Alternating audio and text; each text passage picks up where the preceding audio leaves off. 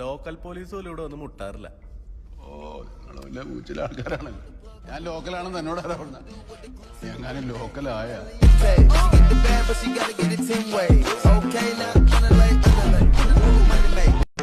നേരെ നിൽക്കാറാവുമ്പോ പറയണം, നമുക്കൊന്നുകൂടെ ഒന്ന് മുട്ടണ്ടേ. വേലായുധനെ നേരെ നിന്ന് അടിക്കാനുള്ള ചങ്കുറപ്പ് നിനക്കായിട്ടുണ്ടേ. ഇപ്പൊ അടിക്കണം.